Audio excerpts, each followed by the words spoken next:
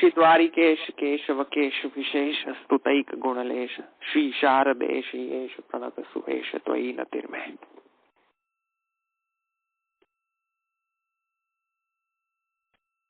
गई वखते आपणे पांचमो जे प्रकारनी जे भक्ति हती एटले के श्रवण आदि तो ए जोई हती प्रेमात्मक भक्ति अने प्रेमात्मक वेन क्रियमाणः श्रवणादिः भक्ति मार्गे मर्यादा भक्ति रीति उच्यते। तो ये प्रेमात्मक भक्ति साधनत्वे क्रियमाणः श्रवणादिः भक्ति मार्गे मर्यादा भक्ति उच्यते। तो आ श्री पुरुषोत्तमजीए मर्यादा भक्ति डेफिनेशन आपी અને એ જ આપણે જોઈ હતી ગઈકાલે કે મર્યાદા ભક્તિ વિશે પુરુષોત્તમજી શું કહી રહ્યા છે અને પછી મર્યાદા ભક્તિનું સ્વરૂપ કહી રહ્યા છે આ જ વ્યાખ્યાથી। સ્વરૂપનું આપણે ડિસ્ક્રિપ્શન કાલે જ જોયું હતું કે મર્યાદા ભક્તિનું સ્વરૂપ શું હોય છે। તો પ્રેમાત્મક ભક્તિ સાધનત્વેન આમાં મોક્ષાત્મક ભક્તિ સાધનત્વ નથી, એટલે કે જે ભક્તિનું જે ફલ જે છે એ ફલ ડેફિનેટલી સ્નેહોત્પત્તિ છે, નહીં કે મોક્ષદાતૃત્વ। એટલે પ્રથમ તો મર્યાદા ભક્તિમાં એ વિષય કાઢી નાખો કે વિષય જે છે ભક્તિ મોક્ષ નથી, વિષય હજુ પણ પ્રેમ જ છે, સ્નેહોત્પત્તિનો વિષય છે। જે કોઈ પણ વ્યક્તિ ભક્તિ કરતો હોય અને તે ભક્તિ પ્રેમને ઉત્પન્ન કરવા માટે કરતી હોય તો જે સાધનત્વેન જે ભક્તિ કરી રહ્યો છે મર્યાદા ભક્તિ છે। એટલે અહીંયા અમે અંડરલાઈન કરાવી હતી કે પ્રથમ તો પ્રેમાત્મક નહીં કે મોક્ષાત્મક। એટલે મેં પ્રથમ અંડરલાઈન કરી હતી પ્રેમાત્મક। એટલે પ્રથમ તો મર્યાદા ભક્તિનું સ્વરૂપ એ સમજી લો કે એમાં મોક્ષની ઈચ્છા નથી રહેતી, એમાં પ્રેમાત્મક એટલે સ્નેહોત્પત્તિ પર્યંત વાળો ન્યાય હોય છે। એટલે પ્રેમાત્મક ભક્તિ એટલે પ્રેમાત્મકની નીચે અંડરલાઈન કરાવી હતી। હવે બીજો એક મુખ્ય પોઈન્ટ છે સાધનત્વેન, એટલે કે સાધનના રૂપમાં કરવા વાળી ક્રિયા। તો હજુ તો સાધન ચાલી રહ્યો છે, ફલ રૂપા ભક્તિનું તો હજુ ડિસ્ક્રિપ્શન આવ્યું જ નથી। એટલે મર્યાદા ભક્તિ એ સાધન રૂપા ભક્તિ છે, જ્યારે પુષ્ટિ ભક્તિ છે ફલ રૂપા ભક્તિ છે। તો જે મર્યાદા ભક્તિમાં જે સાધનત્વેન જે પણ કઈ શ્રવણાદિ કરવામાં આવે છે એ મર્યાદા માર્ગે શ્રવણાદિ છે, મર્યાદા ભક્તિ માર્ગે શ્રવણાદિ છે। તો એ શ્રવણાદિથી સ્નેહોત્પત્તિ થતી હોય છે, એ સ્નેહોત્પત્તિ પછી વ્યસનાવસ્થા સિદ્ધ થતી હોય છે। તો વ્યસનાવસ્થા જ્યારે સિદ્ધ થાય ત્યારે પુષ્ટિ ભક્તિ સિદ્ધ થઈ તેમ કહેવાય। તો ક્રમશઃ જે વ્યક્તિ આગળ વધતો હોય છે ભક્તિમાં તેમાંનો આ એક પ્રકારનો સ્ટેજ છે। પ્રેમાત્મક ભક્તિ સાધનત્વેન એમાં મેં અંડરલાઈન કરાવ્યું હતું કે પ્રેમાત્મક પછી સાધનત્વેન અને ક્રિયમાણઃ શ્રવણાદિ। તો આ જે બે વસ્તુ, જે બે શબ્દ બહુ ઇમ્પોર્ટન્ટ છે આ વ્યાખ્યામાં, એ પ્રેમાત્મક અને સાધનત્વેન। કે સાધનત્વેન એટલે કે સાધનાના રૂપમાં કરવા વાળી જે ભક્તિ જે છે, શું પ્રાપ્ત કરવા માટે? સ્નેહ શ્રી પ્રભુમાં મેળવવા માટેની કરાતી સાધન રૂપમાં ભક્તિ એ મર્યાદા ભક્તિ। હવે ખ્યાલ આવ્યો? તો અહીંયા જે વ્યાખ્યા પણ છે એ આવી જ છે, પ્રેમાત્મક ભક્તિ સાધનત્વેન ક્રિયમાણઃ શ્રવણાદિ ભક્તિ માર્ગે મર્યાદા ભક્તિ ઉચ્યતે। તો જેમાં જે ભાગવતમાં શ્રદ્ધામૃત કથાયામ મેં શશ્વન મદનુ કીર્તનમ પરિનિષ્ઠા ચ પૂજાયામ સ્તુતિભિઃ સવનમ મમ, તો આમાં પણ જે ભાગવતનો 11મો સ્કંદ 19મો અધ્યાય 20મો શ્લોક, તો જે 20મા શ્લોકમાં પણ જે કહેવામાં આવ્યું છે 20મા શ્લોકમાં આપણે જોઈએ કે શું કહેવામાં આવ્યું છે. 19મો અધ્યાય ને 20મો શ્લોક આપણે જોઈએ. શ્રદ્ધામૃત કથાયામ મે શશ્વન મદનું કીર્તનમ પરિનિષ્ઠા ચ પૂજાયામ સ્તુતિભિ સ્તવનમ મમ. हे उद्धव, प्रथम अमृत रूप मेरी कथा में श्रद्धा होई, कथा के श्रवण को आदर होए सुने पीछे निरंतर मेरो कीर्तन करे. जो ये क्रमशः एक स्टेप बाय स्टेप એ કેવી રીતે આગળ વધી શકે છે. પ્રથમ તો એ મારા અમૃતમય કથામાં ઇન્ટરેસ્ટ અને શ્રદ્ધા જાગે. એ કથાના શ્રવણથી એનામાં મહાત્મ્ય જ્ઞાન સ્ફુરે. જ્ઞાન સ્ફુરણ એ સાંભળીને તો એ જે અમૃતમય શ્રદ્ધા અમૃત કથાયામ મેં શશ્વન મદનું કીર્તનમ પરિનિષ્ઠા ચ પૂજાયામ.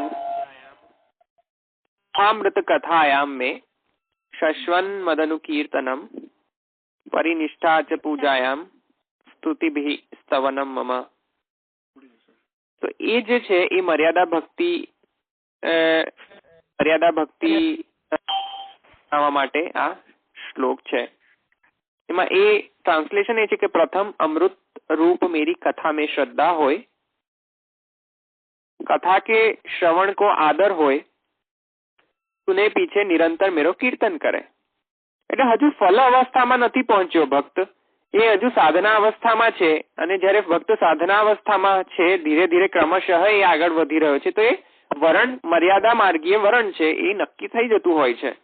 જયારે ગોપીજનો જે છે એ ક્રમશઃ નહીં, પણ એ શ્રી પ્રભુએ સ્વયં પોતાના જાતે સાધન થઈને જ શ્રી વ્રજ ભક્તોનું નિરોધ સિદ્ધ કરાવ્યો.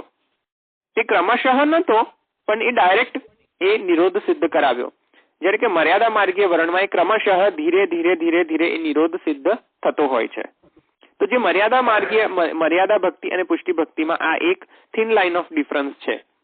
અને એટલા માટે હું અહીંયા જે શ્લોક પણ બોલી રહ્યો છું કે શ્રદ્ધામૃત કથાયામ મેં શશ્વન મદનું કીર્તનમ પરિનિષ્ઠા ચ પૂજાયામ સ્તુતિભિ સ્તવનમ મમ. તો પ્રથમ પછી એના પછી એવી રીતે દેખો એક સિક્વન્સ જણાશે આ શ્લોકમાં કે પ્રથમ અમૃત રૂપ મેરી કથા મેં શ્રદ્ધા, પછી શ્રદ્ધા થઈને પછી જયારે શ્રદ્ધા જાગે ત્યારે શ્રવણ કરતો થાય, શ્રવણ કરીને એને ઇન્ટરેસ્ટ પડે અને આદર પણ થાય અને મહાત્મ્ય જ્ઞાન સ્ફુરણ થાય. એ મહાત્મ્ય જ્ઞાન સ્ફુરણ થયા પછી એ પોતે પાછો કીર્તન પણ કરતો થાય. તો એવી રીતે આ ધીરે ધીરે ક્રમાનુસાર એ ક્રમશઃ એ આગળ વધતો જાય છે સ્નેહોત્પત્તિ પર્યંત. તો આ જે સ્વરૂપ જે છે એ મર્યાદા ભક્તિનું સ્વરૂપ છે. તો સાધનત્વેન અને પ્રેમાત્મક આ બંને એક મુખ્ય પોઈન્ટ છે મર્યાદા ભક્તિના સ્વરૂપ માટે. એટલે ભાગવતનો આ શ્રદ્ધામૃત કથાયામ મેં આપણે લીધો.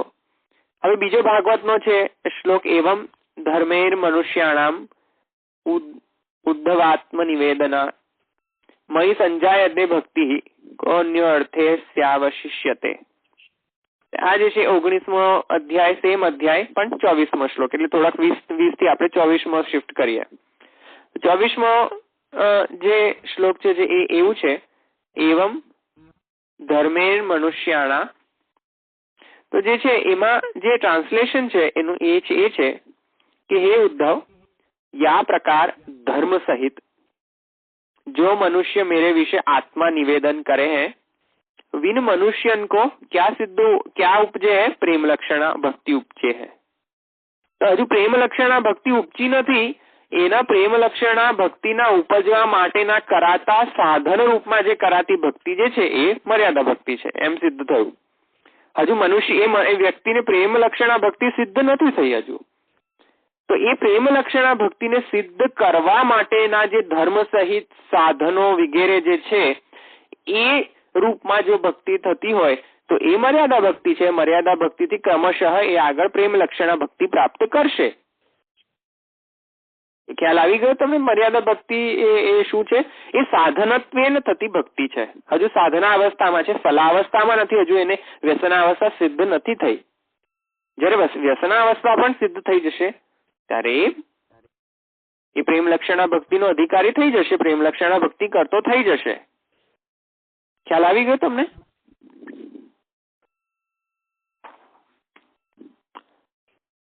જે એવમ ધર્મેર્મેન મનુષ્યાણા જે છે મયી સંજાયતે ભક્તિ, તો આ જે શ્લોક જે છે ખ્યાલ આવ્યો? સંભળાય છે કે નહીં? સંભળાય છે. હા, એટલે ખ્યાલ આવ્યો કે નહીં? હા કે ના? યસ ઓર નો? હા.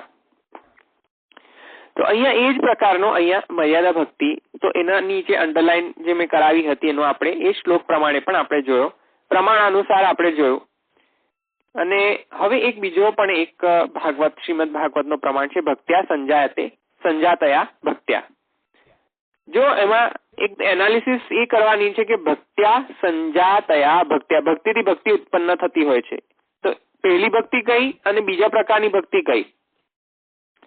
ભાગવતના 11મા સ્કંદ ત્રીજો અધ્યાય ને 31મો શ્લોક, એમાં જો ભક્ત્યા સંજાતયા ભક્ત્યા, તો પહેલું ભક્ત્યા શું અને બીજું ભક્ત્યા શું? પહેલી મર્યાદા, બીજી પુષ્ટિ. બહુ સરસ. ભક્ત્યા સંજાતયા ભક્ત્યા, તો એમાં જે ભક્તિથી જે પ્રેમ લક્ષણા ભક્તિની પ્રાપ્તિ થાય છે, તો કઈ ભક્તિ? મર્યાદા ભક્તિની વાત થઈ રહી છે અહીંયા. જે સાધનત્વેન જે ભક્તિ થઈ રહી છે, એ સાધનત્વેન ભક્તિ થઈ થતા પછી એ પ્રેમ લક્ષણા ભક્તિની સિદ્ધિ થતી હોય છે. એટલા માટે અહીંયા જે ભક્ત્યા પ્રથમ વર્ડ, જે પ્રથમ શબ્દ જે છે ભક્ત્યા પ્રથમ પદ, એ મર્યાદા ભક્તિ અનુસાર વાપરવામાં આવી છે. તો એ આ ત્રણ પ્રમાણ શું કહી રહ્યા છે કે મર્યાદા ભક્તિ ઇઝ ડિફરન્ટ ધેન પુષ્ટિ ભક્તિ. કારણ કે જો એવું જ હોત કે બંનેને ઇક્વલ સાબિત કરવું હોત તો પછી ભક્ત્યા પહેલું પદ ના વાપરત અને પછી બીજી વારે ભક્ત્યા ના વર્ડ વાપરત. પદમાં એવું છે ભક્ત્યા સંજાતયા ભક્ત્યા, શ્લોકમાં એવું છે. તો પ્રથમ ભક્ત્યા શું અને બીજું ભક્ત્યા શું? તો આવી રીતે છે. તો સાધનત્વેન હંમેશા યાદ રાખો કે મર્યાદા ભક્તિ સાધનત્વેન પણ યસ સ્નેહોત્પત્તિ માટે કરાતી ભક્તિ થતી હોય છે. એ શ્રી પુરુષોત્તમજીએ વ્યાખ્યા એવી રીતે આપી છે. પ્રેમાત્મક ભક્તિ સાધનત્વેન ક્રિયમાણ શ્રવણાદિ ભક્તિ માર્ગે મર્યાદા ભક્તિ ઉચ્યતે. અને આ ત્રણ પ્રમાણ યાદ રાખવા જોઈએ મર્યાદા ભક્તિ માટે. तो भक्त्या संजातया भक्त्या इत्यादि उद्धरण का स्वारस्य स्पष्ट करते हुए श्री पुरुषोत्तम जी कहते हैं कि श्रीमद् भागवत के उपरिक्त एवं धर्मे है इत्यादि श्लोक में धर्म पद का प्रयोग किया गया है, अतः स्नेह के साधनभूत श्रवण आदि को भक्ति कहना ठीक नहीं। इस आशंका का निराश करने के लिए ही मूल ग्रंथ में भक्त्या संजातया भक्त्या इत्यादि श्लोक उद्धृत कर यह सूचित किया गया है कि यह भक्ति के साधन के लिए भी भक्ति पद का प्रयोग उपलब्ध होने से यह सिद्ध होता है कि एवं धर्मे ही इत्यादि श्लोक में धर्म पद भगवत धर्म परक है। આમાં અહીંયા આખા પેરેગ્રાફમાં એ કહેવા માંગે છે જે પુરુષોત્તમજી કહી રહ્યા છે ભક્ત્યા સંજાતયા ભક્ત્યા, તો એમાં પૂર્વ પક્ષ એમ કહી રહ્યો છે, પૂર્વ પક્ષ શું કહી રહ્યો છે કે ભક્તિ તો એક જ ભક્તિ જે શબ્દ જે છે શ્લોકોમાં એ બસ ખાલી એકમાત્ર પુષ્ટિ ભક્તિને જ કરાતો રિફર કરાતો શબ્દ છે. ભક્તિ શબ્દ બીજા કોઈ કોન્ટેક્સ્ટમાં વાપરી ન શકાય. પણ પુરુષોત્તમજી કહે છે ના એવું નથી. એવું નથી કેમ? કારણ કે એ તો ઘણા બધા અધ્યાયોમાં ભક્તિ શબ્દ મળતો હશે, ઘણા બધા શ્લોકોમાં ભક્તિ શબ્દ મળતો હશે, પણ બધા ભક્તિ વાળા શબ્દ પુષ્ટિ ભક્તિના કન્ટેક્સ્ટમાં નથી લખાયા. અમુક જે ભક્તિ જે છે એ પ્રાવાહિકી ભક્તિ, અમુક ભક્તિનો રેફરન્સ માર્યાદિક ભક્તિ અને અમુક ભક્તિનો રેફરન્સ પુષ્ટિ ભક્તિ માટે કરાયેલો છે. તો એ કેવી રીતે સિદ્ધ કર્યું પુરુષોત્તમજીએ? તો આ ભાગવતના 11મો સ્કંદ 3જો અધ્યાય અને 31મા શ્લોક કે ભક્ત્યા સંજાતયા ભક્ત્યા, એટલે કે ભક્તિથી ભક્તિ ઉત્પન્ન થાય એનાથી ખબર પડી જવી જોઈએ ને કે એવો કોઈ મૂર્ખ કોઈ હોય કે ભક્તિથી ભક્તિ ઉત્પન્ન થાય? એવો થોડી ના કોઈ મૂર્ખ હશે કે આવી રીતે શ્લોક રચ્યો હશે કે ભક્તિથી ભક્તિ ઉત્પન્ન થાય. તો એ આપણે સમજવાનું છે કે કઈ ભક્તિથી કઈ ભક્તિ ઉત્પન્ન થાય. તો ખ્યાલ આવી ગયો? ભક્ત્યા સંજાતયા ભક્ત્યામાં ભક્તિનો જે વર્ડ જે છે અમુક વખત સાધનત્વેન ભક્તિ યુઝ કરાતી હોય છે અને અમુક વખતે ફલરૂપા ભક્તિનું પણ ભક્તિ શબ્દથી યુઝ કરાતો હોય છે. એટલે જ્યાં પણ ભક્તિ પદ આવે એવું નથી સમજીએ કે હંમેશા પુષ્ટિ ભક્તિ, કાં તો પછી જ્યાં ભક્તિ પદ આવે શ્લોકમાં તો એવું નથી સમજ કે હંમેશા પ્રાવાહિકી ભક્તિ કે હંમેશા માર્યાદિક ભક્તિ. એ વિચારીને ડિસાઈડ કરવાનો છે અર્થ. જે અધ્યાયમાં જે શ્લોક જે છે એ શ્લોક અને અધ્યાયનું પણ જે અધ્યાયાર્થ જે છે એ અધ્યાયાર્થ સમજીને એ ભક્તિનો અર્થ સમજવો જોઈએ. એ મેં પહેલા પણ કહ્યું હતું કે જ્યાં ત્યાં ભક્તિનો પદ દેખાય તેવું નહીં સમજી જવાનું કે આ પુષ્ટિ ભક્તિ છે. એ પ્રથમ તો પહેલા તો એનાલિસિસ કરો કે અધ્યાયાર્થ શું છે, પ્રકરણાર્થ શું છે, શું શ્લોકાર્થ છે મહાપ્રભુ જે કર્યો છે એ શ્લોકાર્થ પદાર્થ અક્ષરાર્થ કરીને પછી ડિસાઈડ કરો કે એમાં શું છે, કઈ પ્રકારની ભક્તિ. એટલા માટે તો શ્રી મહાપ્રભુજી આચાર્યોની ટીકાની જરૂર પડતી હોય છે. નહીં તો આપણે શું સમજવાના હતા કે કઈ ભક્તિ ક્યાં રિફર થતી હોય છે. જીવનું શું સામર્થ્ય કે આવી રીતે વિવેક કેળવી શકે. વિવેક કેળવવા માટે આચાર્યોની ટીકા જરૂરી જ છે. મહાનુભાવ આચાર્યોની ટીકા ન હોય તો આ સમજી જ ન શકત આપણે. તો એટલા માટે જ આપણે અહીંયા ભક્ત્યા સંજાતયા ભક્ત્યામાં પ્રથમ ભક્તિ અને બીજી ભક્તિ જે શબ્દ વાપર્યો એ શા માટે વાપર્યો સમજ્યા. અબ સિદ્ધાંતિ फलदशापन्न स्वतंत्र पुरुषार्थ रूप श्रवणादि अर्थात पुष्टि भक्ति का स्वरूप बताते हुए उसके सर्वोत्कृष्ट होने का प्रतिपादन करते हैं. यह स्पष्ट करते हुए श्री रघुनाथ जी लिखते हैं कि फलदशापन्न भक्ति स्वरूप माहो स्नेहोत्पत्ति इति. उनके इस वाक्य की व्याख्या करते हुए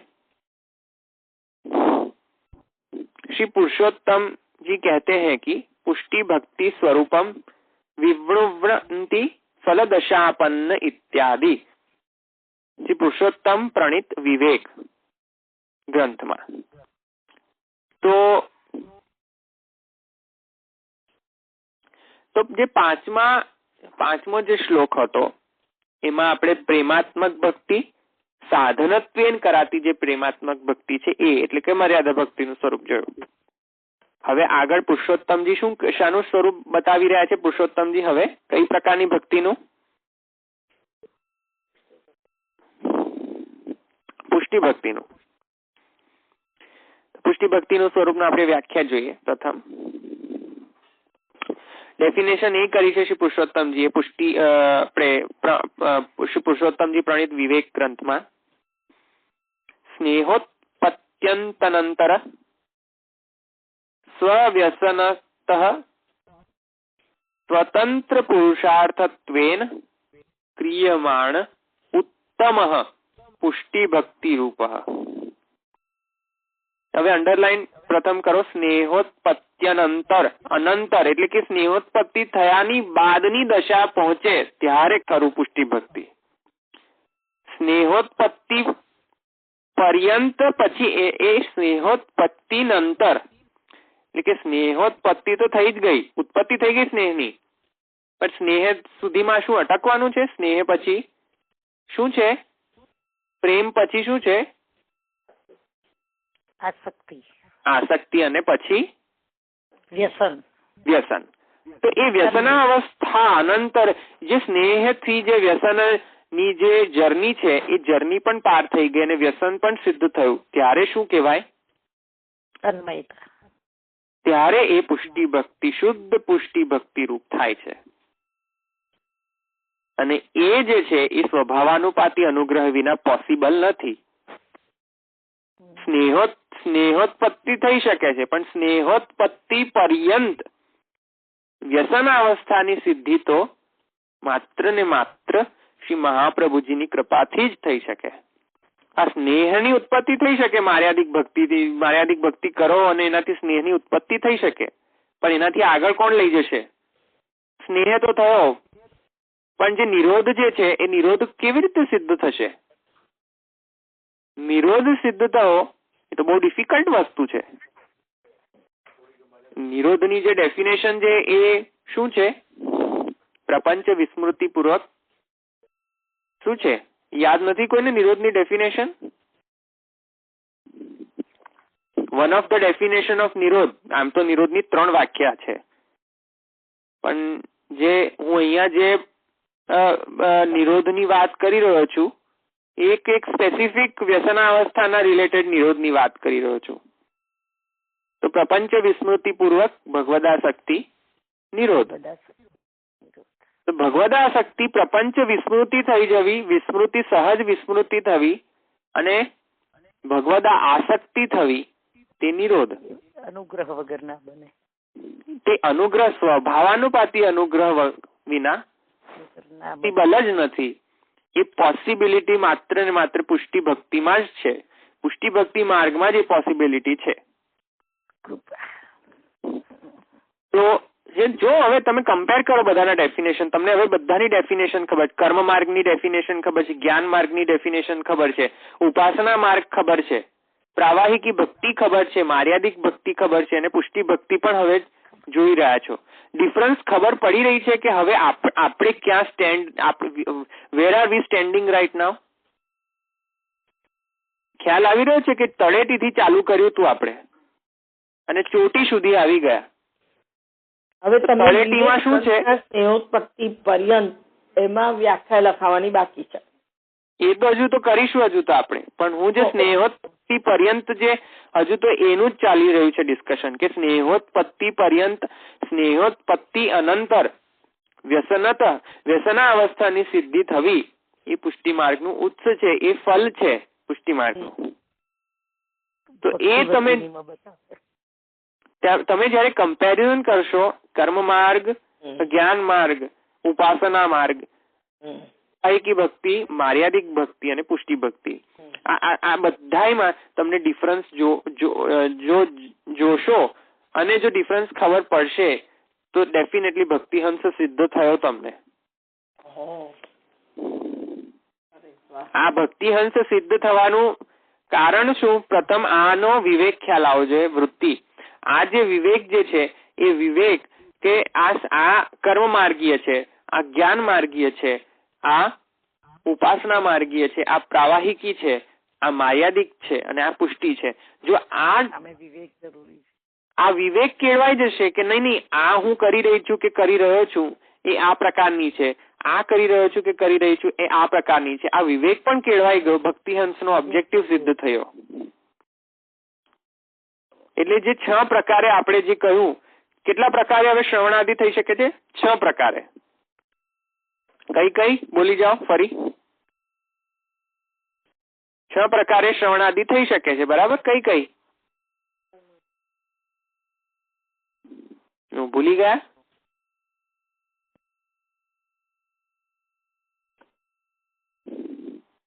કોઈને યાદ નથી? 6 પ્રકારની આપણે 6થા પોઈન્ટ પર આવી ગયા છે અને હજુ પહેલાના 5 ભૂલી ગયા. કર્મ માર્ગીય, જ્ઞાન માર્ગીય, ઉપાસના માર્ગીય અને ભક્તિ માર્ગમાં મર્યાદા અને પુષ્ટિ. ના પણ પ્રાવાહિકી ભક્તિ ક્યાં ગઈ? હા, તો ભક્તિ માર્ગમાં 3 આવીને પ્રવાહિકી, મર્યાદા અને પુષ્ટિ 3. હા, એટલે અને પહેલા 3 આપણે ડિસ્કસ કર્યા હતા. એટલે કેટલા થયા ટોટલ? 6 થયા ને? બરાબર. તો 6 પ્રકારના શ્રવણાદિ. શ્રવણાદિના પ્રકાર 6 છે.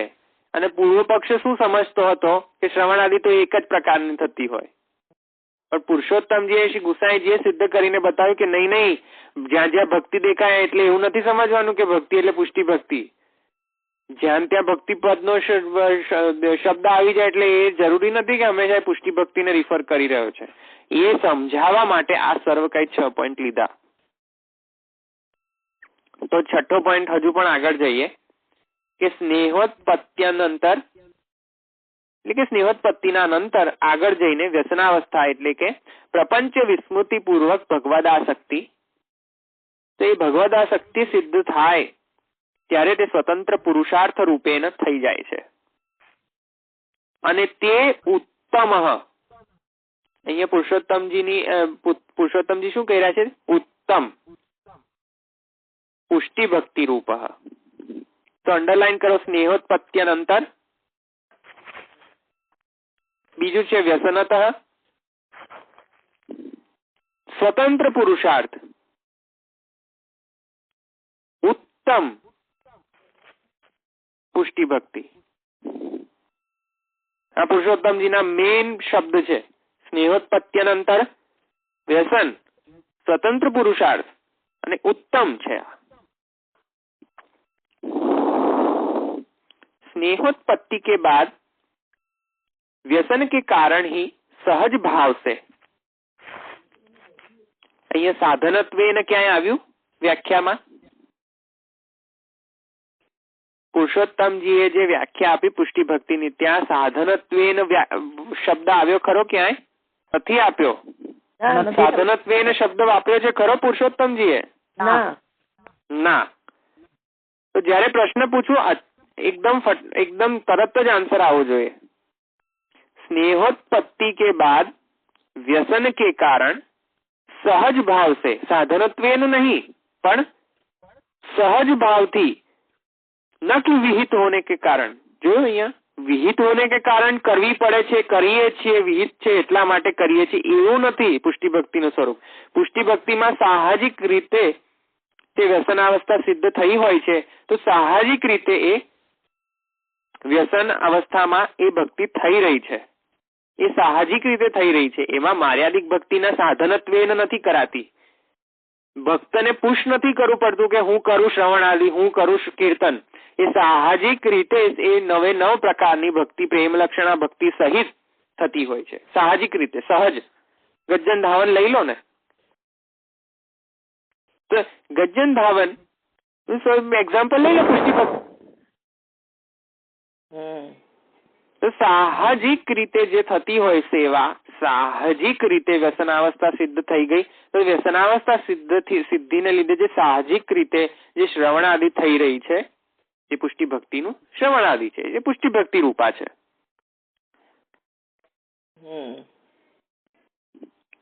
અને એ સ્વતંત્ર છે. સ્વતંત્રનું હવે વિવેચન કરવું બહુ જરૂરી છે. સ્વતંત્ર માર્ગ છે, સ્વતંત્ર ભક્તિ, એ ઘણા બધા વર્ડ યુઝ થતા હોય છે. સ્વતંત્ર, તો સ્વતંત્રનો મતલબ શું? કે એ કોઈ સાધન રૂપા નથી, એટલા માટે તે સ્વતંત્ર છે. સ્વતંત્ર પુરુષાર્થ એટલે કે કોઈ પણ સાધનના રૂપમાં એ યુઝ નથી થતી. એ પોતાની જાતે એક ફલ છે. It is not a sadhan, it is not the way to reach, but it itself is the destination. It is not the journey to the destination like Maryada Bhakti. પણ પુષ્ટિ ભક્તિ itself is a destination.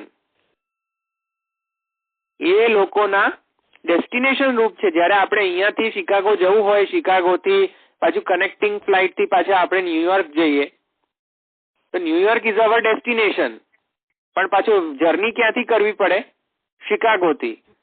તો એવી રીતે અહીંયા જે છે એમાં પુષ્ટિ ભક્તિ ડેસ્ટિનેશન, ડાયરેક્ટ ડાયલિંગ છે, સીધું. નહીં, જ્યાં જવાનું છે. Obstacle inside. No obstacle inside, એ તો બરાબર છે, પણ હું હજુ જે કહી રહ્યો છું એ એવું છે કે એ કોઈ સાધનત્વેન નથી, એ સાક્ષાત ફલ રૂપા ભક્તિ, એ પુષ્ટિ ભક્તિ. જે આપણે જે વ્યસનાવસ્થા સિદ્ધ ગઈ, એનાથી બાકી શું રહ્યું? વ્યસનાવસ્થાથી ઉપર શું બાકી રહ્યું છે પ્રાપ્ત કરવાનું? પ્રભુની પ્રાપ્તિ થઈ ગઈ. વ્યસનાવસ્થા સિદ્ધ થઈ એનો મીન્સ કે તમને સર્વાત્મ ભાવ સિદ્ધ છે. જયારે સર્વાત્મ ભાવ સિદ્ધ છે તો પછી ગજ્જન ધાવનનો સર્વાત્મ ભાવ જોઈ લો. ત્યાં હવે ગજ્જન ધાવનને થોડી એવી પડી હતી કે ના હવે હું તો ગોલોકમાં જઈશ, ગોલોકમાં જઈને સેવા કરીશ, એવું થોડી ને એની વૃત્તિ હતી. કારણ કે વ્યસનાવસ્થામાં તો સાક્ષાત પ્રભુ ત્યાં જાચતા હોય છે. સાક્ષાત પ્રભુ હોય પછી ગોલોકની ઈચ્છા શું? નહીં, ઈચ્છા શું? જયારે સાક્ષાત પ્રભુ વિદ્યમાન છે તો પછી શું બાકી રહ્યું? હવે બાકી શું રહ્યું છે પ્રાપ્ત કરવાનું? કશું બાકી રહેતું નથી. તો એ જે છે એટલા માટે અહીંયા અંડરલાઈન કરો, સ્વતંત્ર છે. એટલે કે પ્રકારના સાધનત્વેન કરાતી ભક્તિ નથી. આ એ ભક્તિ સ્વયં એક ડેસ્ટિનેશન છે. It is not a journey. પુષ્ટિ ભક્તિ is not a journey, but પુષ્ટિ ભક્તિ is itself is a destination. It is more than a journey. પુષ્ટિ ભક્તિ can be a journey, but પુષ્ટિ ભક્તિનું જે સ્વરૂપ જે છે અલ્ટિમેટલી એ તો itself is a destination. It is a destination for all the marks. ફલરૂપા. એ એટલા માટે ફલરૂપા છે અને એટલા માટે એના કહેવાય છે સ્વતંત્ર પુરુષાર્થ. એ કોઈના પર ડિપેન્ડન્ટ નથી. આ પુરુષાર્થ જે પુષ્ટિ ભક્તિનું પુરુષાર્થ જે છે એ કોઈના પર ડિપેન્ડન્ટ નથી કે તમે આમ કરશો, આમ કરશો, આમ કરશો, પછી પુષ્ટિ ભક્તિ કરશો પછી આગળ કશું પ્રાપ્ત થશે. કોઈ કશું આગળ પ્રાપ્ત નહીં થાય. પુષ્ટિ ભક્તિ ઇટસેલ્ફ ઇઝ ધ સ્ટોપ. પુષ્ટિ ભક્તિ એ સ્વતંત્ર છે. એ સ્વતંત્ર એ એટલા માટે છે કારણ કે પુષ્ટિ ભક્તિ ઇઝ અ ડેસ્ટિનેશન. એનાથી આગળ કશું છે નહીં. કોઈને પૂછો પુષ્ટિ ભક્તિ થી આગળ કશું છે તો કોઈ બી આચાર્ય કેવા અસમર્થ છે કે જયારે વ્યસનાવસ્થા સિદ્ધ થઈ, સર્વાત્મ ભાવ સિદ્ધ થઈ ગયો, સર્વાત્મ ભાવ પછી આગળ શું બાકી રહ્યું? શું તમે એ કહો. હવે માનસી સા પરામતા. હવે એનાથી પરા છે કશું? જો હોત તો મહાપ્રભુજી કહેતે ને કે એનાથી પણ પરા છે, પર છે વસ્તુ, એનાથી પણ ફલ, એનાથી પણ પર ફલ છે, પણ નથી. કારણ કે સર્વાત્મ ભાવ ઇટસેલ્ફ ઇઝ ધ ડેસ્ટિનેશન. એ ફલરૂપા છે. એટલા માટે આપણે એને કહીએ છીએ ફલરૂપા ભક્તિ. તો એ સ્નેહોત્પત્તિના બાદમાં જે નિરોધ સિદ્ધ થઈ રહ્યો છે, જો એ ભક્તિમાં નિરોધ જોવા મળતો હોય તો એને આપણે કહીએ કે yes that person is doing પુષ્ટિ ભક્તિ. એને પુષ્ટિ ભક્તિ સિદ્ધ છે. ગજ્જનદાહોની વાર્તામાંથી જોઈ લો કે એને સિદ્ધ છે સર્વાત્મ ભાવ. જયારે સિદ્ધ થયો એટલે માનસીસા પરામતા પણ સિદ્ધ થયું. અને માનસીસા પરામતા સિદ્ધ થયો એનો મતલબ કે હવે મહાપ્રભુજી કહે છે કે નો, ધીસ ઇઝ યોર ડેસ્ટિનેશન. આજ તારે જોઈતું હતું અને આજ તમને પ્રાપ્ત કરવાનું હતું. તમે પ્રાપ્ત કરી લીધું. હવે તમે એને રેલિશ કરો. You enjoy this. અને રેલિશ કરવાનું છે. પુષ્ટિ ભક્તિ માર્ગ જયારે સિદ્ધ થાય છે, ફલદશા ફલાવસ્થામાં જયારે પહોંચે છે ત્યારે એને રેલિશ કરવું જોઈએ. રેલિશ એટલે કે શ્રી પ્રભુ પણ આપણી જોડે રેલિશ કરતા હોય ને આપણે પણ શ્રી પ્રભુની જોડે રેલિશ કરતા હોય. તો એ પુષ્ટિ ભક્તિ છે. તો જે સાહજિક રીતે જે વ્યસનાવસ્થાને ના કારણભૂત જે સહજ ભાવે થયેલી શ્રવણ આદિ, કેવા પ્રકારનો શ્રવણ આદિ છે? સહજ ભાવ. પુષ્ટિ ભક્તિ श्रवण आदि है. बराबर. किसी फल की आकांक्षा के बिना ही किया जाने के कारण यह श्रवण आदि ही सर्वोत्तम है. उत्तम केम कहूं? पुरुषोत्तम जी એને ઉત્તમ કેમ કહ્યું? સાધન રૂપા નથી એટલે. બહુ સરસ. સાધન રૂપા નથી, પણ એ તો આપણે સિદ્ધ થઈ ગયું કે સાધન રૂપા નથી એટલા માટે સ્વતંત્ર છે. પણ પછી ફરી પાછું એનો પદ ઉત્તમ મૂકવાની જરૂર શું પડી? ફલની અપેક્ષા નથી. રાઈટ. ફલ અપેક્ષા નથી એટલા માટે ઉત્તમ છે. ફલ અપેક્ષા નથી, કોઈ ફલની આકાંક્ષા નથી. નિરપેક્ષેણ મામેવ નૈરપેક્ષેણ. તો નિરપેક્ષ ભક્તિ સિદ્ધ થઈ એટલા માટે અહીંયા એ સર્વોત્તમ કહી રહ્યા છે પુરુષોત્તમજી. તો નિરપેક્ષ ભક્તિ જયારે સિદ્ધ થાય ત્યારે એ વ્યસનાવસ્થામાં પહોંચે. વ્યસનાવસ્થામાં પહોંચીને સાહજિક રીતે શ્રવણાદિ થતી હોય અને એ સાહજિક રીતે થયેલી શ્રવણાદિ પુષ્ટિ ભક્તિ રૂપ છે. तो ख्याल આવી ગયો છે હવે श्रवण आदि? हाँ. Very good. तो इसके स्वतंत्र पुरुषार्थ रूप और उत्तम होने का स्पष्टीकरण देते हुए હવે પ્રમાણો આપે છે પુષ્ટિ ભક્તિના. સ્વતંત્ર પુરુષાર્થ રૂપ છે પુષ્ટિ ભક્તિ અને પુષ્ટિ ભક્તિ એ ઉત્તમ છે, સર્વોત્તમ છે. એના ઘણા ખરા પ્રમાણો હવે શ્રી રઘુનાથજી આપી રહ્યા છે. સ્વભાવતઃ સર્વેન્દ્રિય વૃત્તિ નામ स्वरूपैक विषयत्वेन कामिन्यासक्त मनसैव यत् किंचित क्रियमाणमपि तद विषयकमेव भवत् पर्यवस्यतीत्यतः स्वतंत्र पुरुषार्थत्वम भक्ति तरंगिणी काરમાં લખી રહ્યા છે.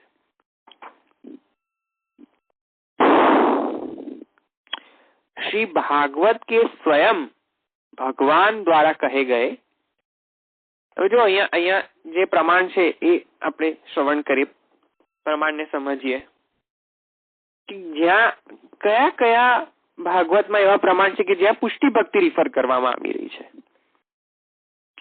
मेरी सेवा से ही परिपूर्ण अर्थात निर्वृतांतःकरण होकर कृतकृत्य हो गए मेरे भक्त, मेरी सेवा अर्थात भक्ति से प्राप्त हुई सालोक्य, सामीप्य, सायुज्य और साष्टी रूप चतुर्विध मुक्ति को भी स्वीकार नहीं करना चाहते, तो काल कर्म से नष्ट हो जाने वाले इंद्रादि पद के ऐश्वर्य आदि की तो बात ही कहा. આ કેવા ભક્તો માટે કહી રહ્યા છે? मेरी सेवा से ही परिपूर्ण निर्वृतांतःकरण, કોઈ અંતઃકરણમાં કોઈ પણ પ્રકારની વિકાર નથી, કોઈ ઈચ્છા નથી, નિરપેક્ષ લૌકિક ઈચ્છા નથી, એટલે કે નિરપેક્ષ સાલોક્ય, સામીપ્ય, સાયુજ્ય, સાષ્ટીને પણ ઈચ્છતા નથી. મુક્તિ તો ઈચ્છા નથી, કારણ કે પ્રાવાહિકી ભક્તિમાં આપણે જોઈ ગયા છે. તો કાલ કર્મ સે ઇન્દ્રાદિપદ તો ક્યાં આવે એમને ઈચ્છા કરે છે? સાયુજ્ય, સામીપ્ય, સાલોક્ય અને શાસ્ત્રી. શાસ્ત્રી. શાસ્ત્રી. શાસ્ત્રી. तो भागवत 9वां अध्याय में था. कुछ मेरी चरण सेवा में ही प्रीति रखने मनोवृत्ति वाले और मुझसे ही संबद्ध चेष्टाएं करने वाले भक्त मेरे साथ एकात्मता એટલે કે સાયુજ્ય मुक्ति रूप फल की भी स्पृहा नहीं करते इत्यादि शुकदेव द्वारा कहे गए मधुसूदन भगवान श्री कृष्ण की सेवा में अनुरक्त मन वाले महात्माओं के लिए मोक्ष भी तुच्छ है इत्यादि तथा भगवान शंकर के द्वारा कहे गए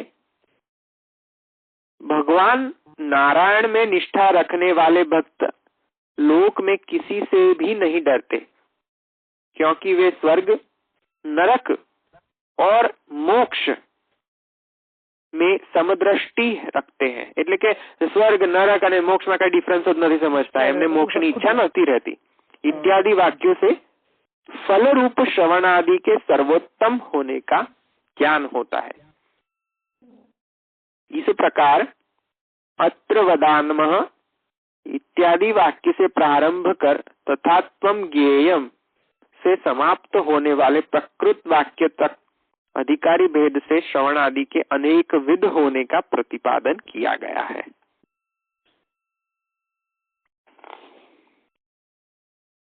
तो અહીંયા 6 પોઈન્ટ પરિપૂર્ણ થયા. 6 કર્મ માર્ગી આપણે જોયું. પ્રથમ કર્મ માર્ગે શ્રવણાદિ, જ્ઞાન માર્ગે શ્રવણાદિ, ઉપાસના માર્ગે શ્રવણાદિ, પ્રાવાહિકી ભક્તિ, માર્યાદિક ભક્તિ, પુષ્ટિ ભક્તિ. આ 6 પ્રકારના શ્રવણાદિનું સ્વરૂપ આપણે ખૂબ ડિટેલમાં જોયું વિથ પ્રમાણ. હવે એમાં કોઈ પ્રશ્ન છે કે કોઈને ખબર ન પડી હોય કે આમાં ને આમાં ડિફરન્સ શું, કે પ્રથમ કે થર્ડ માં ડિફરન્સ શું, કે પ્રાવાહિકી અને માર્યાદિકમાં શું ડિફરન્સ? એમાં કોઈ ડિફરન્સ બધાને ખ્યાલ આવી જવો જોઈએ અત્યારે. કારણ કે હવે આપણે એક ટોટલી આપણે આગળ વધી રહ્યા છે ને આપણે ડિફરન્ટ ટોપિક હવે ટચ કરી રહ્યા છે એટલા માટે ગ્રંથમાં.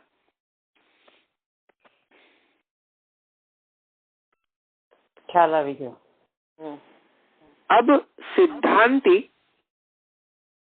पूजा को भक्ति मानने के मत का निराकरण करने के लिए भक्ति पद की शक्ति का निर्धारण करने में प्रवृत्त होते हैं.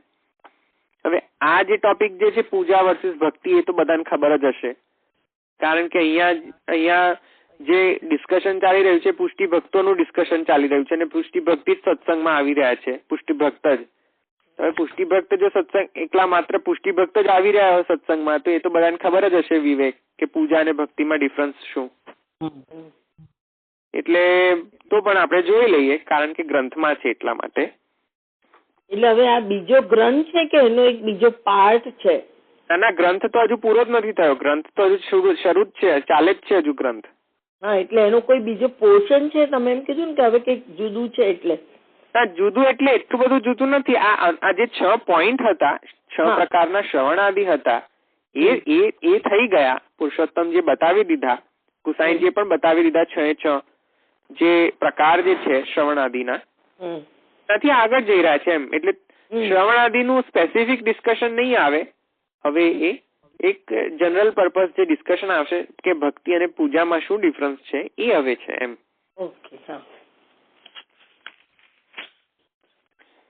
तो पूजा को भक्ति मानने के मत का निराकरण करने के लिए भक्ति पद की शक्ति का निर्धारण. भक्ति पद बोलो ત્યારે કેટલી એનો અર્થ શું થાય અને જ્યારે પૂજા બોલો ત્યારે એનો અર્થ શું થાય એનો વિવેક બતાવવા માટે હવે આપણે આગળ વધીએ કે શું એ ડિફરન્સ, એ તારતમ્ય શું છે ભક્તિ અને પૂજામાં. એ બધાને ખ્યાલ તો હશે જ, પણ છતાં પણ આપણે લઈ લઈએ. इस प्रकार अनेक विध श्रवण आदि के फलों के तारतम्य के उपर्युक्त विचार से सिद्ध होता है कि भक्ति पद की शक्ति स्नेह में ही है. अंडरलाइन करो कि भक्ति पद ની શક્તિ શેમાં છે? સ્નેહમાં. ખરેખર જો ભક્તિ પદ ને સમજવું હોય તો સ્નેહ વિના ભક્તિ પદ મૂકી જ ન શકાય. પ્રેમ એ જ ભક્તિ. તો અનેકવિધ શ્રવણાદિ તો છે, પણ શ્રવણાદિ નું ડિફરન્સ ક્યારે ખબર પડે કે જ્યારે અંદર સ્નેહ નામનો કોમ્પોનેન્ટ મળે તો જાણવું કે હા, કાં તો પછી એ મર્યાદિક હશે, કાં તો પછી એ પુષ્ટિ ભક્તિ હશે. કારણ કે મર્યાદા ભક્તિમાં પણ સ્નેહોત્પત્તિ તો થતી જ હોય છે. પુષ્ટિ ભક્તિમાં વ્યસનાવસ્થા સુધીની ફલાવસ્થા હોય છે. ફલરૂપા ભક્તિ છે, જ્યારે મર્યાદિક ભક્તિ સાધના અવસ્થા છે. પણ ભક્તિપદની શક્તિ, જ્યારે ભક્તિપદની શક્તિ શેમાં રહેલી છે? એ શક્તિ ન હોય તો ભક્તિપદ પેસિવ ગણાય. ભક્તિપદ મુકવાદમાં તો આવ્યો હોય. કારણ કે જે મેં તમને પહેલા પણ કહ્યું હતું કે ઘણા શ્લોકમાં પૂજાને રિફર કરવા માટે ભક્તિ મુકતા હોય છે. પણ ભક્તિપદની શક્તિ ક્યારે, ભક્તિ એકચ્યુઅલ ભક્તિ, મર્યાદા ભક્તિ કે પુષ્ટિ ભક્તિની શક્તિ ક્યારે આવે કે જ્યારે ત્યાં સ્નેહનો કોમ્પોનેન્ટ મળે શ્લોકમાં, કે હવે સ્નેહ કે પ્રેમાત્મક કે એવું કઈક શબ્દ જોવા મળે ત્યારે ખ્યાલ આવવો જોઈએ કે હા, હવે અહીંયા કઈક મર્યાદિક ભક્તિ કાં તો પુષ્ટિ ભક્તિનું સ્વરૂપ કહેવામાં આવ્યું હશે એમ. પણ સ્નેહની કઈ વાત જ ન ચાલતી હોય, ભક્તિ પદ તો મૂકવામાં આવે પણ વાત મોક્ષ ની ચાલતી હોય તો સમજી લો પૂજા. તો ખ્યાલ આવી ગયો કે પૂજા એટલે કે પ્રાવાહિકી ભક્તિ, પૂજા મોક્ષ માટે કરાતી પૂજા એ પ્રાવાહિકી ભક્તિ છે. ખ્યાલ આવી ગયો? એટલે કે દરેક પૂજા પ્રાવાહિકી નથી હોતી, દરેક ભક્તિ પ્રાવાહિકી નથી હોતી. એટલા માટે અહીંયા કહી રહ્યો છું કે જયારે ભક્તિ વર્ડ યુઝ કરવામાં આવે ત્યારે ઇટ કેન મીન એ પ્રાવાહિકી ભક્તિ, ઇટ કેન મીન મર્યાદિક ભક્તિ, ઇટ કેન મીન પુષ્ટિ ભક્તિ. પણ એનું જે શક્તિ જે છે એ પૂર્ણતયા શક્તિ શું છે એની? સ્નેહ. इस वाक्य का अर्थ स्पष्ट करते हुए श्री पुरुषोत्तम जी कहते हैं, એટલે કે આ સ્નેહમાં જ રહેલી શક્તિ છે, ભક્તિ પદની શક્તિ સ્નેહમાં રહેલી છે, એ હવે આગળ એના અનુસંધાનમાં વાત થઈ રહી છે. इस वाक्य का अर्थ स्पष्ट करते हुए श्री पुरुषोत्तम जी कहते हैं कि यद्यपि धात्वर्थ એટલે કે ધાતુ અર્થ, धात्वर्थ એટલે કે ધાતુનો અર્થ, धातु એટલે વર્બ. तो यद्यपि धात्वर्थ का विचार करने से भक्ति पद की शक्ति सेवा में प्रतीत होती है. જે ભજ જે એ ભજ જે છે એ ધાતુ બરાબર, એટલે सेवा में प्रतीत होती है, फिर भी श्रीमद् भागवत के पूर्वोद्धृत मत सेवया प्रतीतश्च सालोक्यादि चतुष्टयम नेच्छन्ति सेवया पूर्णः कृतोन्यत काल विप्लुतम इत्यादि वाक्यों में प्रयुक्त पूर्णः इत्यादि पदों की अन्यथा उपपत्ति के बल से भक्ति पद की शक्ति स्नेह में होने का निश्चय होता है. तो અહીંયા જે પ્રથમ તો શ્રી પુરુષોત્તમજી અહીંયા એક એક્સપ્લેનેશન આપી રહ્યા છે. એક્સપ્લેનેશન શું છે કે ભક્તિપદ જ્યારે ભક્તિપદની શક્તિ સ્નેહમાં જ રહેલી છે. હવે એનું એક્સપ્લેનેશન એવી રીતે આપી રહ્યા છે કે ભજ જે ધાતુ છે, વર્બ, એ જે ધાતુ જે છે એને ધાતુનો વિચાર કરીએ તો ધાતુનો અર્થ સેવા થતો હોય છે. तो सेवा में प्रतीत होती है, फिर भी श्रीमद् भागवत के पूर्वोद्धृत. હવે શ્રીમદ ભાગવત નું એક પ્રમાણ ઉદ્ધત કરી રહ્યા છે કે મત સેવયા પ્રતિતશ્ચ સાલોક્યાદિ ચતુષ્ટયમ નેચ્છન્તિ સેવયા પૂર્ણઃ કૃતોન્ત્યત કાલ વિપ્લુતમ. તો મત સેવયા પ્રતિતશ્ચ સાલોક્યાદિ ચતુષ્ટયમ. સાલોક્ય ચતુષ્ટય કયું? સાલોક્ય, સામીપ્ય, સારૂપ્ય, સાષ્ટી. એનું પણ ઈચ્છા નથી રાખતા અને સેવા કરી રહ્યા છે. તો એટલે કે ખબર પડી ને કે સેવા, અહીંયા જે સેવા જે છે એ પુષ્ટિ ભક્તિ, જે સેવા જે છે એ મોક્ષરૂપ, મોક્ષને પ્રાપ્તિ માટે સેવા નથી કરાતી. મોક્ષના પ્રાપ્તિ માટે તો પૂજા જ વર્ડ યુઝ થતો હોય છે. પણ જયારે સેવાયા મત સેવાયા પ્રતિતશ્ચ સાલોક્યાદિ ચતુષ્ટયમ નેચ્છન્તિ ન ઈચ્છન્તિ સેવાયા પૂર્ણઃ. તેનો મતલબ કે તો પછી ઈચ્છા શું રાખે છે? ઈચ્છા વગર કશું થતું હોય તો ઈચ્છા રાખે છે પૂર્ણ પુરુષોત્તમની. પૂર્ણ પુરુષોત્તમની સેવાની ઈચ્છા રાખે છે. એ સેવાની ઈચ્છા તો હોવી જ જોઈએ. પછી જ્ઞાનીની જેમ જડત્વ નથી ગ્રહણ કરી લેવાનું કે ના અમે તો કોઈ ઈચ્છા જ નથી. એવું ઈચ્છા વગરનું નથી થઈ જવાનું. ઈચ્છા રાખવાની છે, પણ ઈચ્છા શું? પુરુષોત્તમની સેવા. તો પુરુષોત્તમની સેવાની ઈચ્છા વિના કોઈ પણ નેચ્છન્તિ એટલે કે ન ઈચ્છન્તિ એટલે કે એવું નથી માનવાનું કે કોઈ પણ ઈચ્છા વગર બસ જ્ઞાનનિષ્ઠ આત્મનિષ્ઠ થઈને જડત્વ જડ રહેવું, એવું નથી એનો મતલબ. મતલબ અહીંયા ન ઈચ્છન્તિ એટલે કે લૌકિક ઈચ્છાઓ નહીં, મોક્ષની ઈચ્છા નહીં, બસ ખાલી એક પુરુષોત્તમની જ સેવાની ઈચ્છા. એનું નામ સેવા. તો શ્રીમદ ભાગવત નું આપ શું કહેતા હતા હમણાં? શ્રીમદ ભાગવતમાં પણ અહીંયા જે સેવા માટે જે વર્ડ વાપરી રહ્યા છે એ સેવા આ રીતે વાપરી રહ્યા છે, સ્નેહરૂપા સેવા. એટલે કે ભક્તિપદ જ્યાં આવે ત્યારે એની શક્તિ સ્નેહમાં રહેલી છે. અને એવું સિદ્ધ કર્યું કે ભક્તિ જયારે પણ પદ વાપરે એટલે કે સેવા જ ગ્રહણ કરવું જોઈએ. ભક્તિપદ બહુ ઘણા પ્લેસીસ પર ભક્તિ યુઝ થતી હોય છે, પણ આપણને ક્યારે ખબર પડે કે ભક્તિ અહીંયા છે એ પુષ્ટિ ભક્તિ છે? ક્યારે? કે જયારે સેવા યુઝ થયો હોય, સ્નેહ થયો હોય વર્ડ યુઝ, ત્યારે ખ્યાલ આવી જવો જોઈએ કે યસ આ કદાચ મર્યાદિક ભક્તિ ઓર પુષ્ટિ ભક્તિ એમ. એટલે ભક્તિપદની શક્તિ શામાં રહેલી છે? સ્નેહમાં. અને સ્નેહ છે એટલે જ સેવા છે. એટલા જ માટે શ્રીમદ ભાગવતમાં પણ સેવાનું સ્વરૂપ કહ્યું છે કે ન ઈચ્છન્તિ સેવયા. ન ઈચ્છન્તિ એટલે કે મોક્ષની પણ સાલોક્ય, સારૂપ્ય, ચતુષ્ટયની ઈચ્છા નથી રાખતા પણ સેવા કરી રહ્યા છે. તો પછી સેવા શા માટે કરતા હશે કોઈ? તમે એક વસ્તુ સમજો. અહીંયા શ્લોકમાં શું લખ્યું છે? સાલોક્યાદિ ચતુષ્ટયમ ન ઈચ્છન્તિ. સાલોક્યની ઈચ્છા નથી, સારૂપ્યની ઈચ્છા નથી, તો અને પાછા સેવા કરી રહ્યા. તો શા માટે કરી રહ્યા? પ્રશ્ન કરો ને. સેવા શા માટે કરી રહ્યા છે? પુરુષોત્તમની પ્રાપ્તિ માટેની. હા, પુરુષોત્તમની સેવા માટે. તો સેવા કરી રહ્યા છે કેમ? કારણ કે એમને સાહજિક સ્નેહ છે એટલા માટે સેવા કરી રહ્યા છે. એમ તમને પ્રશ્ન પૂછે કે કેમ ભક્તિ કરો છો?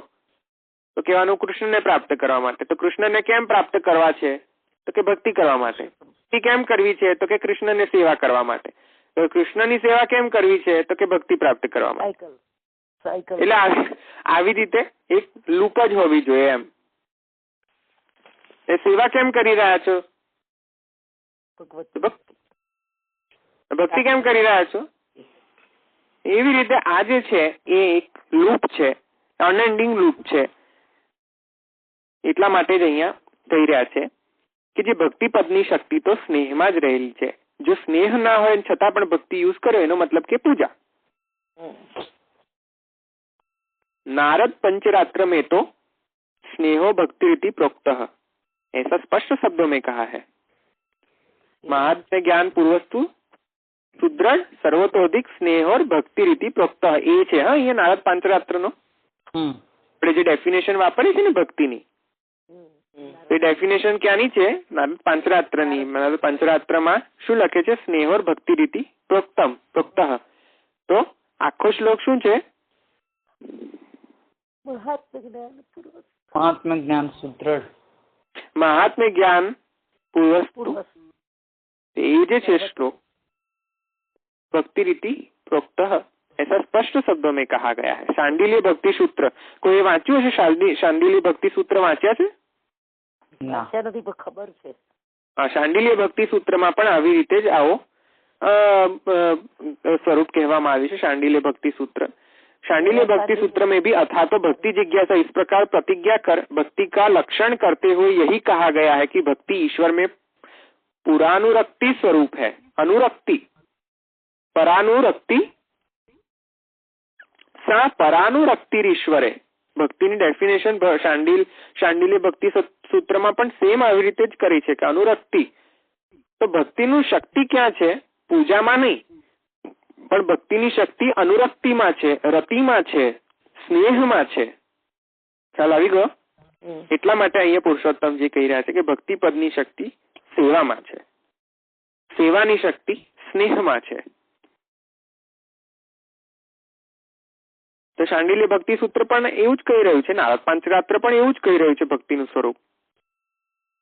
એનો મતલબ એવો ને ભક્તિ પછી હવે એ જ સેન્સમાં બધે જ વપરાતી હશે, એટલા માટે ફરીથી કહું છું એ વિવેક કેળવવો જોઈએ કે જ્યાં જ્યાં ભક્તિ દેખાય ત્યાં એવું હંમેશા નથી માનવાનું, પણ ક્યારે હંમેશા માનવાનું છે કે આ મર્યાદા છે કે પુષ્ટિ છે જ્યારે સ્નેહનો કમ્પોનેન્ટ દેખાય, સ્નેહનું મિક્સચર દેખાય ત્યારે સમજવાનું કે હા હવે બરાબર છે। પણ અમુક વખત તમને મેં આપણે પ્રમાણો જોયા હતા કે જ્યાં ભક્તિનો પણ યુઝ થતો હતો પણ ઉપાસના માર્ગીય શ્લોકો હતા, બરાબર? જે મોક્ષની ઈચ્છા કરવા માટે આ વૈદિકી તાંત્રિકી દીક્ષા પૂર્વકમ હતું ને જે પેલું ઉપાસના માર્ગમાં, ત્યાં જયારે ભક્તિ પદનો યુઝ થાય ત્યારે સમજી લેવું કે આ ઉપાસના માર્ગીય પૂજન વિધિ છે, એમ એ પ્રકારની ભક્તિ। એમ कहीं कहीं श्रवण आदि अर्थात निरपेक्ष पूर्वक श्रवण आदि के लिए भक्ति पद का प्रयोग हुआ है, वह इसी कारण कि वह श्रवण आदि भक्ति का हेतु होता है। अतः वह प्रयोग भक्ति अर्थात गौण है।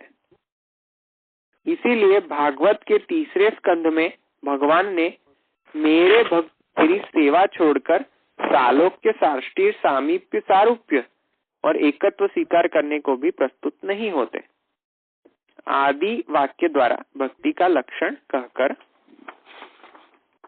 उसकी भक्ति योग यह आख्या है, अर्थात वही भक्ति योग कहा जाता है इत्यादि वाक्य द्वारा भक्ति योग पद से लक्ष्य का उल्लेख किया गया है। ऐसा न मानने पर अर्थात भक्ति पद का मुख्यार्थ स्नेह न मानने पर पूर्वोक्त वाक्य में आख्या पद और એટલે કે હવે આવે એના પહેલા પણ હું પહેલા એ સમજાવી દઉં કે આ શું કહી રહ્યા છે, પછી આપણે આગળ વધવું જોઈએ। एक्चुअली कहीं कहीं श्रवण आदि के लिए भक्ति पद का प्रयोग हुआ है, वह इसी कारण कि वह श्रवण आदि भक्ति का हेतु होता है। अतः वह प्रयोग गौण है। जो अहिया हवे आ स्टेटमेंट ने समझिए, आ मैं पहला पण कह્યું હતું કે જ્યાં જ્યાં ભક્તિ દેખાય ત્યાં હંમેશા નથી સમજવાનું કે પુષ્ટિ ભક્તિ છે, પણ એના અનુરૂપ સાધનત્વેન પણ ભક્તિ થતી હોય છે, એના માટે પણ ભક્તિ પદ યુઝ થતો હશે, અને ફલાવસ્થા ફલભક્તિ રૂપા ફલરૂપા ભક્તિ માટે પણ ભક્તિ પદ યુઝ થતો હશે। તો એટલા માટે અહીંયા ફરીથી કહી રહ્યા છે કે ભક્તિ પદનો ઉપયોગ સાધનત્વેન થતા શ્રવણ આદि માટે પણ થતો હશે, અને એ જ વસ્તુ દેખાઈ રહી છે આ ભાગવતના તૃતીય સ્કંધમાં કે જ્યાં मेरे भक्त मेरी सेवा छोड़कर सालोक्य साष्टी सामीप्य सारूप्य और एकत्व स्वीकार करने को भी प्रस्तुत नहीं होते, ત્યાં પણ આવી રીતે જ સેમ પ્રકારની સાધનત્વેન ભક્તિ કહી રહ્યા છે। આદિ વાક્ય દ્વારા ભક્તિ કા લક્ષણ, ભક્તિનું લક્ષણ શું હોય છે એ આ શ્લોક દ્વારા કહી દીધું છે કે જ્યારે ભક્તિ પ્રાપ્ત થઈ જતી હોય છે, ભક્તિ એટલે કઈ પ્રકારની ભક્તિ? સ્નેહોત્પત્તિ થતી હોય છે પુરુષોત્તમમાં, ત્યારે પછી સ્નેહોત્પત્તિ થઈ જઈને પછી કોઈ ઈચ્છા રહેતી નથી કે સાષ્ટિત જોઈએ કે સાલોક્ય જોઈએ કે સામીપ્ય જોઈએ કે સારૂપ્ય જોઈએ। તો અહીંયા ભક્તિ એટલે આપણે વિવેક અંતે શું સમજવાનો છે कि भक्ति can be used in many context.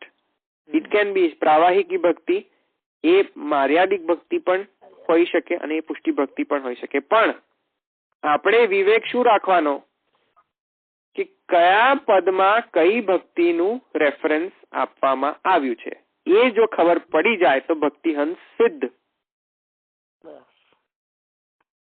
કયા શ્લોકમાં જો કયા ભક્તિ પદમાં કઈ ભક્તિનું નિરૂપણ કરવામાં આવ્યું છે, જો આ સમજ આવી ગઈ મહાપ્રભુની કૃપાથી, તો ડેફિનેટલી ભક્તિહંસનું પઠન પાઠન ફલરૂપ થયું.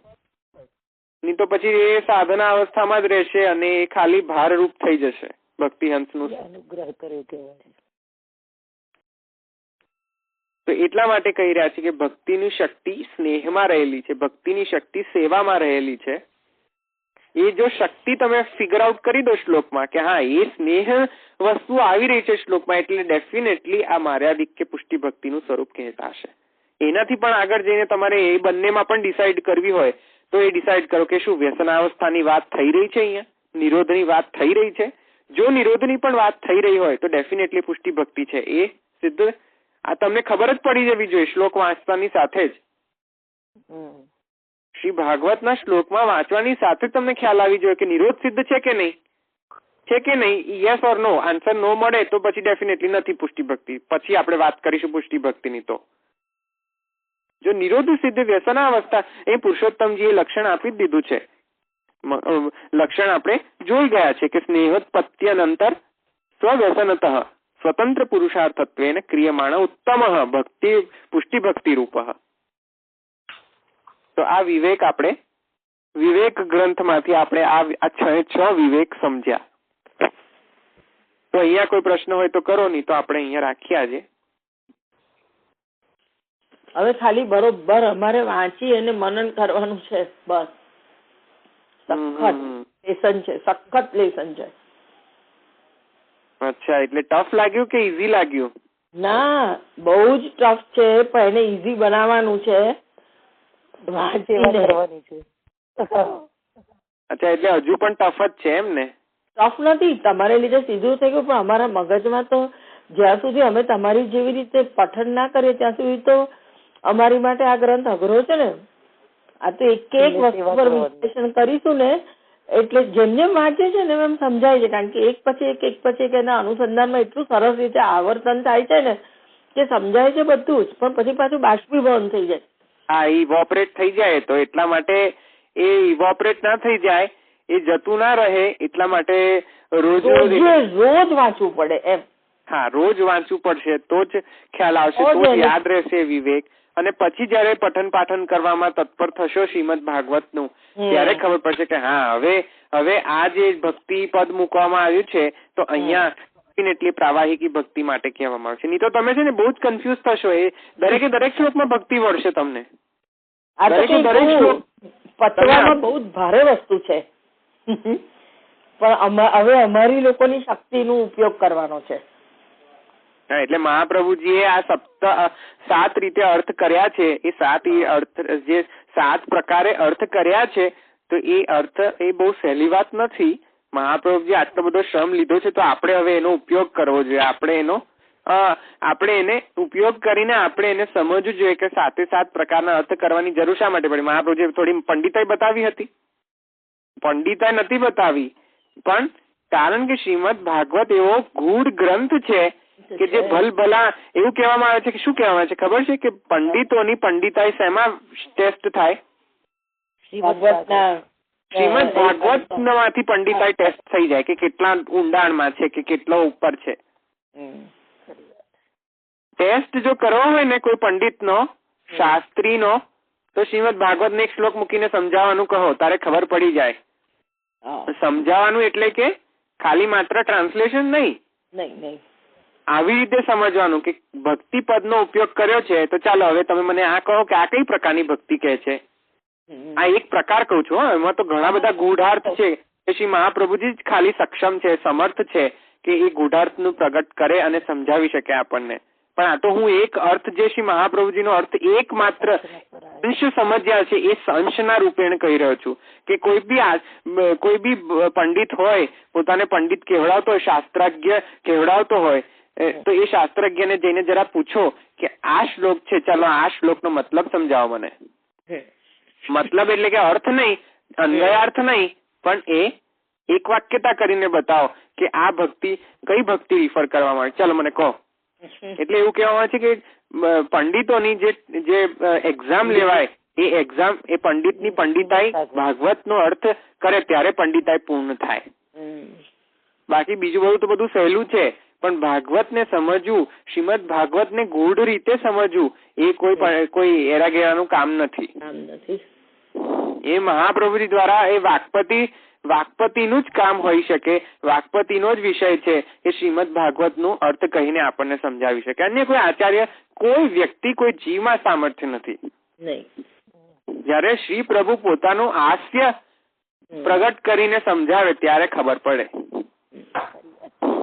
તો તે એ આપણે શ્રી મહાપ્રભુજી પણ પોતે અર્થમ તસ્ય વિવેચિતુમ વૈશ્વાનરાત વાક્પતે પોતે એક્સેપ્ટ કરી રહ્યા છે, પોતાનું સ્વરૂપ કહી રહ્યા છે ત્યારે સુબોધિનીજીમાં કે કોઈ અર્થમ તસ્ય વિવેચિતુમ, કોઈ અન્ય આ અર્થની વિવેચના કરવામાં સક્ષમ નથી. મહાપ્રભુ સ્વયં કહી રહ્યા છે આ સુબોધિનીજીમાં, સ્વયં કહી રહ્યા છે. સ્વયં શું કહી રહ્યા છે કે કોઈ પણ જીવ આમાં સમર્થ નથી અને હું વૈશ્વાનર વાકપતિ હું આનો અર્થ કરી રહ્યો છું.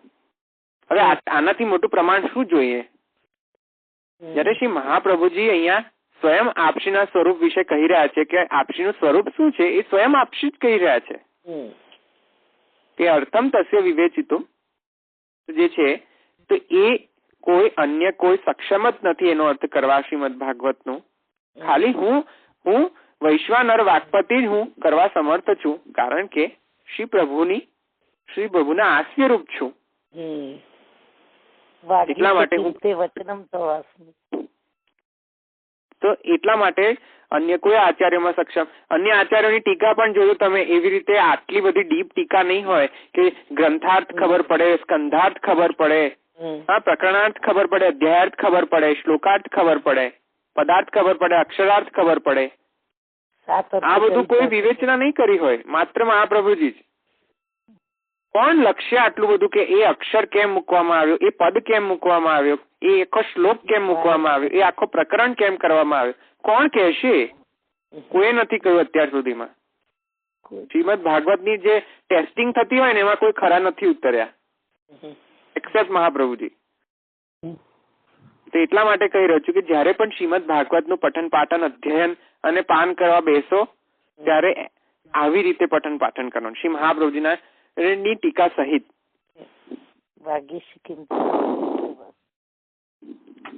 તો એટલા માટે આપણે અહીંયા રાખીએ. અહીંયા મને લાગે છે હવે કોઈ પ્રશ્ન નથી, તો આપણે લઈ લઈએ. આપણે મનોજભાઈ આવ્યા છે, આશ્રયનો પદ આવે છે, આશ્રયનો પદ લઈ લઈએ. મનોજભાઈ છો કે નહીં? નથી આજે. આશ્રયનો પદ લઈ લઈએ હવે. દ્રઢઈના ચરણાન કેરો ભરોસો, દ્રઢઈન ચરણન કેરો શ્રી વલ્લભ નખ ચંદ્ર છટા બેન સબ જગમાં જે અંધેરો ભરોસો, દ્રઢઈન ચરણન કેરો साधन और नहीं आकली में जासूं हो यनि वेरो, सूर्य का कहे विविधांधरो बिना मूल को चेरो भरोસો, દ્રઢઈન ચરણન કેરો, દ્રઢઈન ચરણન કેરો ભરોસો, દ્રઢઈન ચરણન કેરો. वल्लभाधीश की जय। श्री गुसाई जी परम दयाल की जय। श्री श्याम सुंदर श्री अमने महारानी की जय। श्री द्वारिकाधीश की जय। श्री गुरुदेव की जय। सर्वे वैष्णव ने जय श्री कृष्ण। कृष्ण।